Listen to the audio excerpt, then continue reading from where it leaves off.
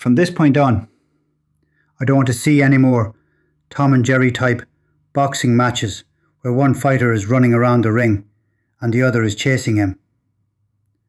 We can't longer support these kind of fights with Riyadh Season and the ring. We want to support fighters who leave it all in the ring and fight with heart and pride. We unpack. We unpack.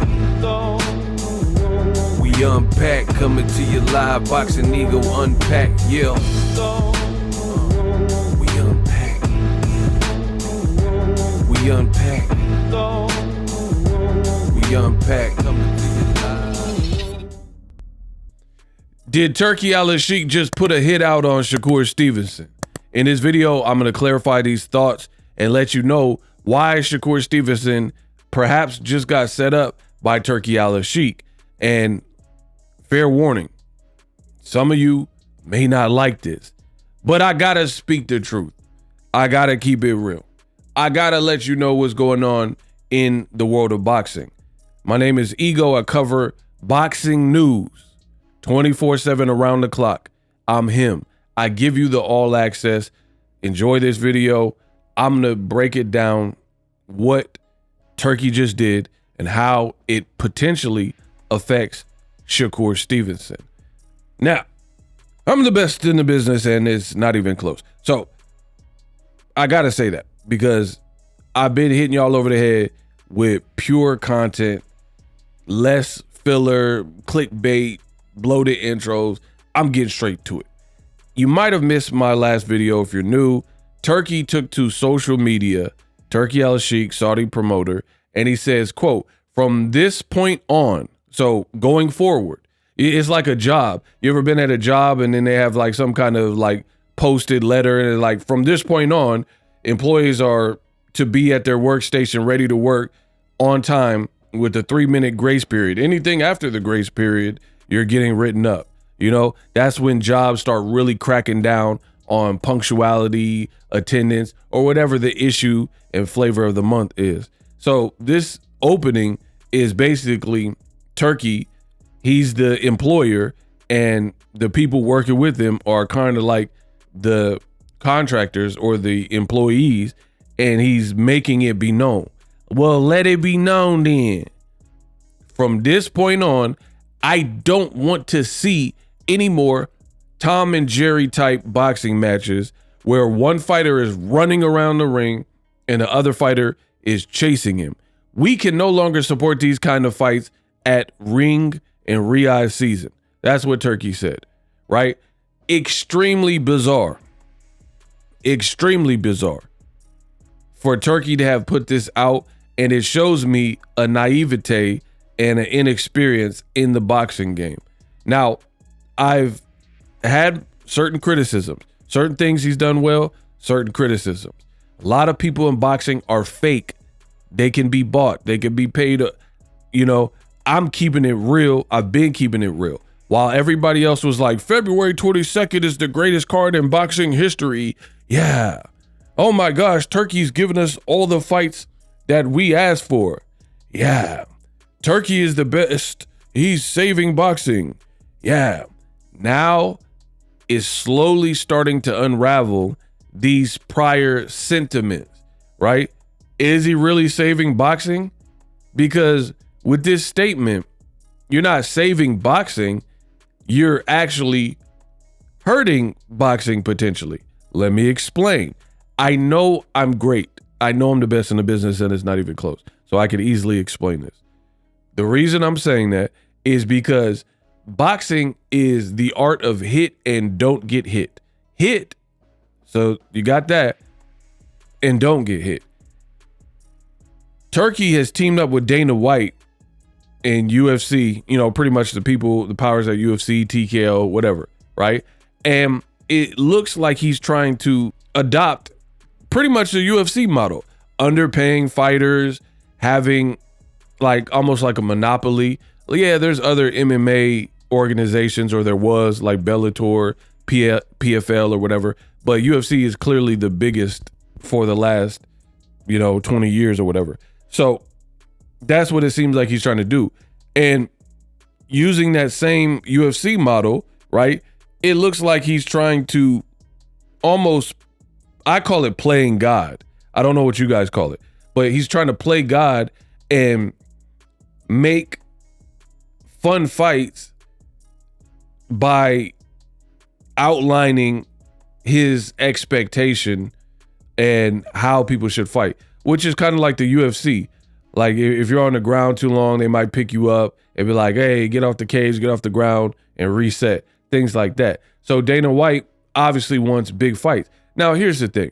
I'm no dummy. Y'all know that. Don't insult my intelligence. Y'all know the intelligence that Boxing Ego has, right? My mental dexterity. Don't question it. I understand why a company would want entertainment. It's no more than a director like Ryan Coogler. Of course, he has an original IP in Sinners. He wants the movie to do well. I get it. A studio, they want their movie, Warner Brothers wants Sinners to do well because they backed it and they put money behind it. Ryan Coogler and Michael B. Jordan, they also have stake and stock in the movie. So, of course, they want the movie to do well as also, it's common sense. So I could understand from that perspective that, I don't want certain type of matches. But boxing does not work like that. You are not going to be able to tell a fighter how to fight. You know what I mean? It's dumb. Like if I'm the fighter, ain't nobody finna tell me how I should fight and achieve my victory. Because when you're not in there, you don't really know. You know what I mean? Like if you're in there with Wilder and then Turkey's like, oh no, face him head up, do a head up squabble. Like, no, you get up in here in the ring and you squabble head up, guns blazing and all that.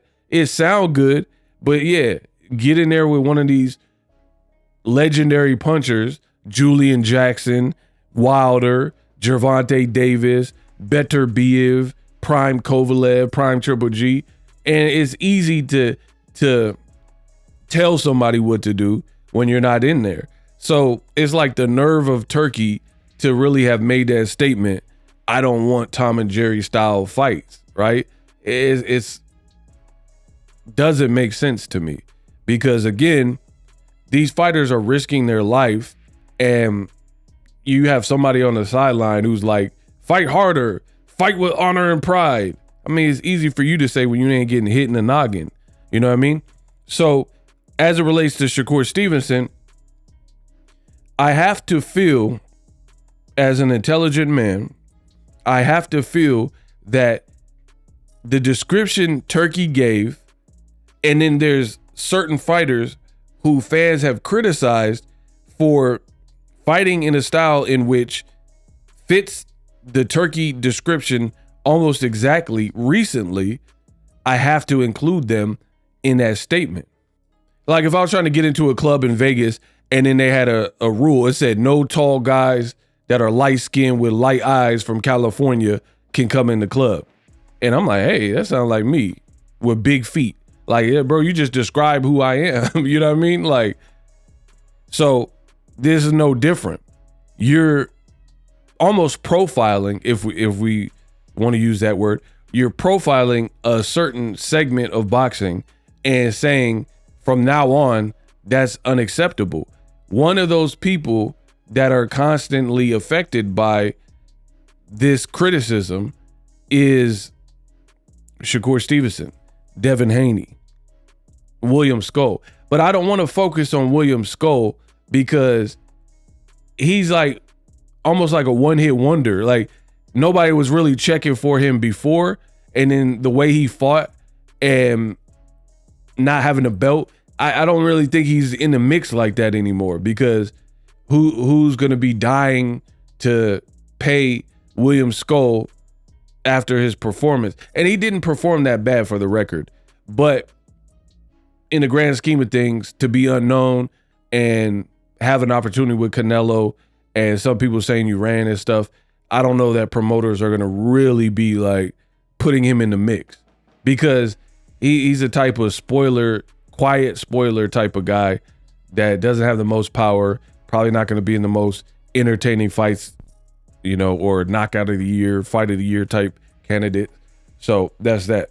So I want to focus on more like renowned names, which would be Devin Haney and Shakur Stevenson, both of which work for Turkey and do business with Turkey. I want to add this too, because I notice your boy Ego, I keep it real no matter what. I always speak my truth on my channel. I love my job. I love having the ability to do that. But I have noticed that these guys in boxing, groups, teams, whatever, like Devin Haney and Bill Haney, they've been praising Turkey. Like they've been dying to do business with Turkey. Like, oh, Turkey, he's saving boxing, he's the best, and we want to work with Turkey. And even when Teofimo was acting racist or whatever and saying stupid stuff, Devin Haney tagged Turkey or responded to him on social media. And he's like, don't worry, Turk, I got him. I'll take care of Teo for you. So you guys have been like groveling at his feet and like begging to be like included in inclusion and work with him. You even went to UK, did a media day, went to the Ring Awards and like had a meeting, all that type of stuff. Same thing with Shakur Stevenson. Now, Shakur did have a brief stint where he kind of called Turkey out and the Towel Boys or whatever he was saying, but he apologized to that. Outside of that, he's been like, Eddie Hearn's great, Turkey's great. They're doing great for boxing and all this type of stuff. It's so funny to me that these same teams and individuals, they praise Turkey, right? And they're like kissing butt almost. That's how I feel. I don't know how y'all feel. Kissing his butt because he's the money man. And like, oh, Turkey, I can't wait. I'm so excited. And they're like praising him. And then Turkey shows virtually no allegiance to them at all by making such a loaded statement that has to obviously include them in terms of his expectation about no Tom and Jerry fights. I find that funny. Like, where's Bill Haney to retort? He always got something to say to Tank, to Boxing Ego. Where's Bill Haney to address what Turkey said, which clearly would impact his son and his son's fights and how his son fights? Because we all know, again, I don't beat around the bush. We all know Devin was highly criticized for his last performance. People said he clinched, he ran, he was hesitant, he was gun shy versus Jose Ramirez. So clearly that style is not what Turkey is looking for, because he explicitly told you from now on, Ring and Riyadh season ain't ucking with people who are basically running and don't want to engage and fight for their life and put on a show for entertainment value. So pretty much a full-on UFC model where it sounds like boxers are being manipulated and told how to do. It's been radio silent from Shakur Stevenson, his team, and Devin Haney's team, and clearly they would be affected by this new no running clause from Turkey that he publicly put out. And I find this hilarious because these same teams and individuals were praising Turkey. They're like, oh man, Turkey could do no wrong. But now he just made pretty much a bill that F's you over, because Shakur Stevenson, let's get back to him, the title of this video, he's getting ready to fight a guy we know has no defense, we know does not come to run. William Zepeda fights in one mode, in one way, and that's come forward, volume, tough, punches and bunches. That's it. So what's happening, that's why the statement from Turki Al-Sheikh is very bizarre, is you're trying to, quote, play God, and you're tired of looking on Reddit, Twitter, Instagram, and seeing people like Canelo's skull was an abomination. Times Square card was horrible fights. So you don't like that poor feedback. And now you went over to the dark side, the old media side, where it's like certain people are definitely going to be profiled, marginalized, and now he's openly telling you that they're not allowing and they're going to condemn quote unquote runners. But as I said in my last video, how can you even police something like that? Like, if you're in there, like, you have to understand the human mind. Boxing is a psychological sport. It's physical, but it's highly psychological. If you're mental, you could be talented as heck. If you're not mentally tough, you will get broke up when you fight the right person. If you fight someone who is mentally tough, that got cracks, and they got more willpower than you, and you're mentally soft, you will fold in those situations. So here's the thing. Your brain is literally hardwired to protect you, right? If you touch a hot stove, and you're gonna withdraw and pull your hand back. Protection mode. If you see people that get MDK'd, 187, right? There's defensive wounds because the woman tried to stop the assailant as he was committing the MDK 187, right? Your brain and body are going to work hand in hand to try to protect you. Or you see people in a body of water, they don't know how to swim, they're drowning, they'll at least start trying to flail around to stay afloat and not go under because they don't know how to swim. You see what I'm saying? So your protection is your brain's number one agenda to get that done. You know, even when people get viruses or influenzas, your body releases different things to try to counter that, antibodies to try to fight it off. Whether it can or can't, it's trying. And if you have a weakened immune system, obviously it's not going to necessarily work, but that's how you fight off sicknesses.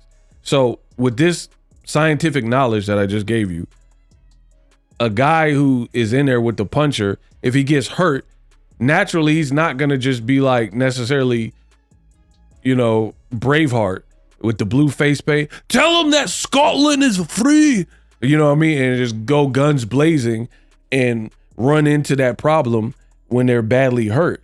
So I've seen even tough guys like Julio Cesar Chavez Sr., guys like that who are known for chins, known for being tough. When they get rocked up, they start clinching and doing stuff. So how is Turkey just going to make a rule talking about no running and we want exciting fights only?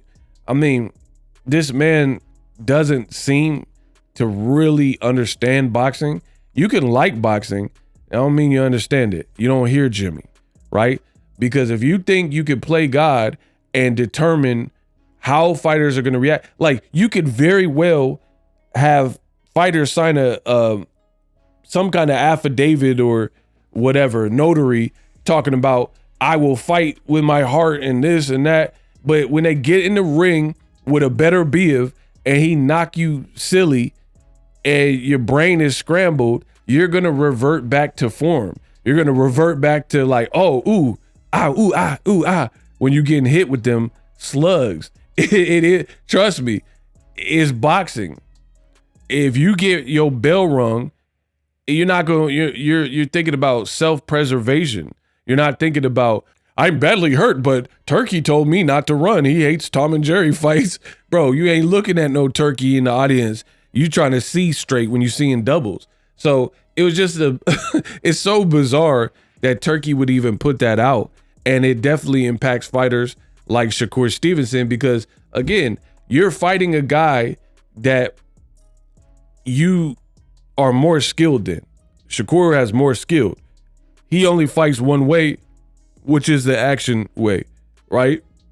So now is there going to be penalties or demerits or some kind of punishment?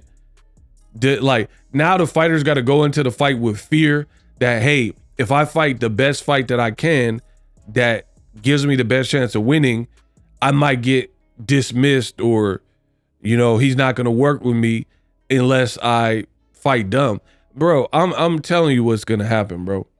If this go down like this, you're going to have a bunch of washed fighters. It literally is going to be like the UFC where people have these weird records, upside down records, 6 wins, 12 losses, stuff like that, because you can't mandate how a person fights.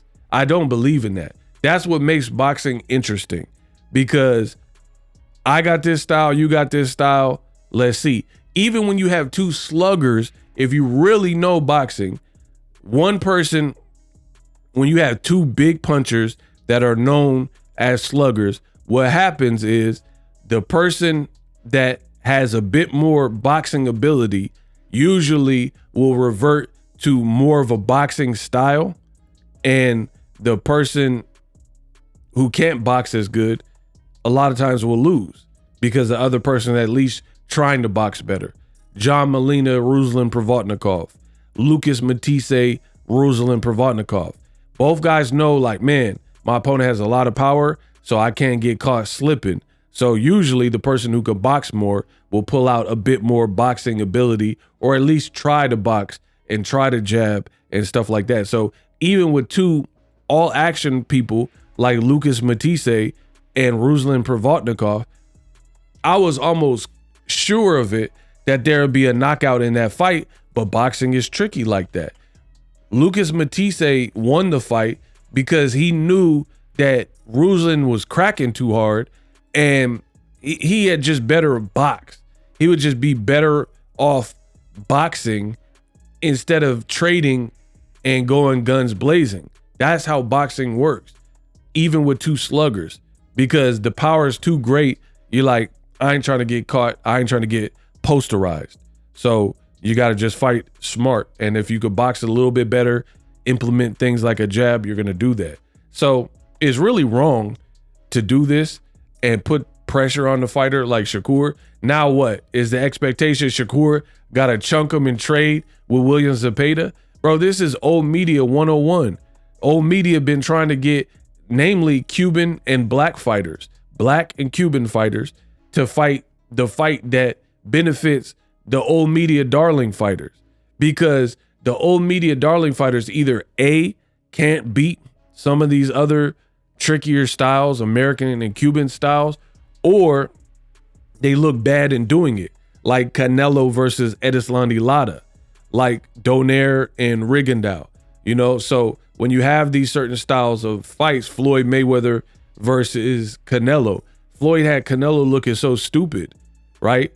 He had him looking bad. Old media don't like that. So that's why they started, oh, Floyd Mayweather's a runner.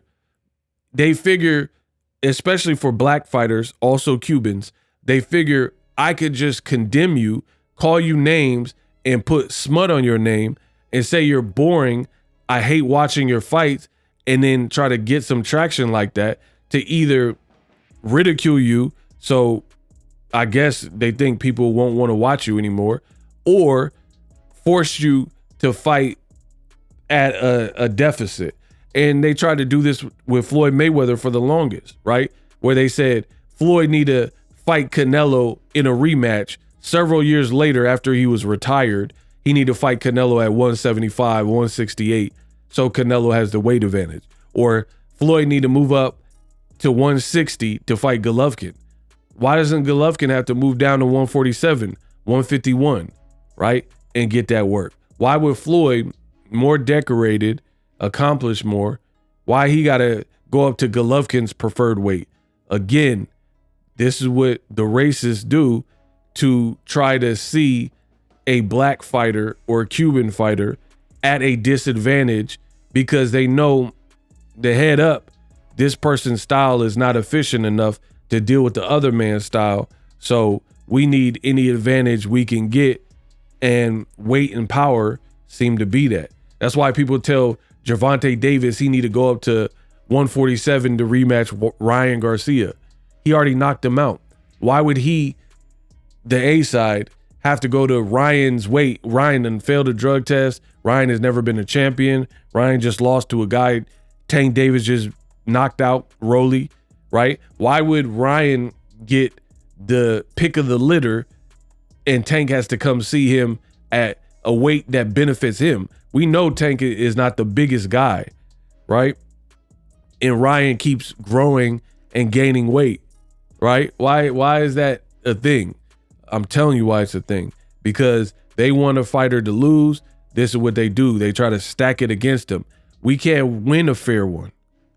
You know what I mean? It's like somebody sucker punch you. They don't. If you have to sucker punch someone, I really feel you aren't confident that you could beat them announced. Meaning, hey, me and you fight and it's known by both people. So you have to clock them and blindside them. And that's kind of what's happening to the Devin Haneys and the Shakur Stevensons with Turki doing this. Turki feels, I'm going to put this out and I'm going to force the fights I want. It don't work like that, bro. You can't force people to fight how you want them to fight. Again, if you could do better, you get in the ring and do it. But we know that's not going to happen. So very bizarre from Turki. And I feel, I don't know what's next for Devin. So I don't even know if Turki's working with him or not. But we knew that Shakur had the fight on the books on the Berlanga card against a guy like William Zepeda. So now with Turki putting this out, people don't just put stuff out unless they want you to see it. So the fact that Turki put out this messaging like, yeah, no more runners in my league, it just puts more pressure because that's exactly what Shakur's been called. And now is Shakur Stevenson going to have to fight a silly fight because of this? Does he have to worry about, hey, if I don't look exciting enough, I'm going to get dropped? I mean, it's just a weird way to have your organization run. Again, in a perfect world, every promoter wants fights that the fans enjoy, but it's boxing. You can't just do it and it always play out. That's not, anybody who tries to do this shows me they don't know boxing, period, including Turki, because you cannot orchestrate unless you're actually rigging and fixing the fights. That's the only way, and that's illegal, by the way. So that's the only way you can definitely get the outcome you want. I mean, it's been proven. And I think Turki's losing money. Turki is being, his brand is being ridiculed, like the Times Square failure, Canelo skull failure. And now he's trying to fight back. So this is his solution. He done teamed up with Dana White. So this is what he feels is the way to go about it, but it's not. Because if you could control this, then you wanted Devin Haney to fight Ryan Garcia, and then that went up in smoke because Ryan lost. You wanted Wilder to fight AJ, that went up in smoke. You wanted AJ to fight Fury, then he gets knocked out. So clearly you cannot control boxing and what is to happen and what is to come.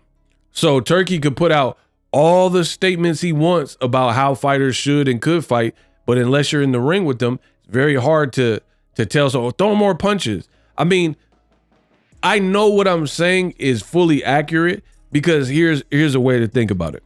I told you I'm really the best in the business, and it's not even close when it comes to breaking down boxing. Imagine how many fighters are losing a fight and then they go on to actually lose the fight, but their coach was not in the ring, but in the corner, giving them all the best advice, and the fighter, for whatever reason, didn't utilize it, and then end up losing. So the point I'm making is this: no matter how much great advice the corner gave to the fighter, they still lost the fight, right? The fighter still didn't listen. So this is proof that somebody who's not in the ring speaking words will not impact the outcome, or not necessarily impact the outcome of a fight. Because if that was the case, every time a corner said jab more, duck the hook, blah, blah, blah, then the fighter would do it. But these are just words and you're not in the ring with them, so you can't force it. So why would a promoter advisor like Turki be able to utter some Tom and Jerry words or whatever on social media, and then fighters are going to take that into consideration, especially in dire straits when they're getting hurt and rocked, their legs are gone. You have to do whatever you can do to survive. And like, this should be very concerning. That's why I'm making an unpacked video about it. It should be highly concerning to fighters. Why would you want to work in an organization where they're going to dictate how you fight, even if it's not conducive to your skill set, and then basically water it down. Like, here's an example. I rap. I've always written lyrics and pretty much rapped or whatever. And I have lyrics. I'm a lyrical rapper, right? Punchlines, metaphors, similes, right? That's like signing to a record label and then they're trying to have me write songs that are all like Soulja Boy. That's not going to work for me because, one, that's not the type. I'm not saying you can't compromise and then do a one Soulja Boy, tell him you, or kiss me through the phone. Like, I'm not saying you can't like compromise and water down and do a radio single that even if you don't like it, cool. But if you're trying to turn my whole album into that, I'd rather be independent. That's not going to work for me. I'm not finna write and dumb down and water down. Like, hip hop to me is a craft. I come from a different generation. Having a pen game and penmanship, that meant something.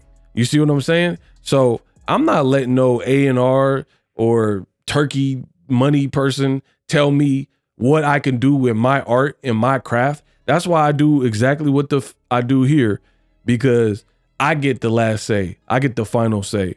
Yeah, I get to make videos about what I want to make videos about. You know what I mean? So yeah, what Turkey put out is not right, and it definitely will impact fighters. I mean, I don't know how gung-ho he is. Maybe he's just spur of the moment put it and is not going to hold people. But again, I don't even understand, how are you going to police that? What are you going to say? I'm not paying you because you ran, because I didn't like how you fought. It wasn't entertaining. Entertainment and all that when it comes to boxing is subjective. You have some people that think Usyk is #1 pound for pound. Some people have Crawford. Some people have Inoue. All that type of pound for pound and like what's fun and boring is subjective, because I don't like rock'em sock'em robot, two dummies punching their brains out. That's not fun for me. It's just, it gets old. Every round looks the same and neither guy has any skills. So that's not my preferred style. But to someone else, they love that. Like a casual, they're like, yeah, they want to see pure carnage. To each his own. It's all subjective. So how could you even hold someone's money with something that's subjective? Like, he ran. Some people are like, the way Devin fought Jose Ramirez was great boxing. You know what I mean? So you can't hold people's money. That's so illegal, bro. You can't hold somebody's money because you personally didn't find the fight entertaining. Because then again, how do you leverage that? How do you deem if they get paid or not? It's just all how you feel. I wasn't entertained by that. No compensation. You know what I mean? This whole thing is stupid. We unpacked. Live streaming can be tough, which is why I use StreamYard. Click the link in the description for StreamYard, which is an awesome tool that enables you to set up your stream with ease of use. Get great results with live streaming. It's what I use. Stream to social media with ease with StreamYard. Live streaming is here to stay. Engage with your audience using StreamYard. Great way to reach out to your audience and connect. So you need a tool that can do that.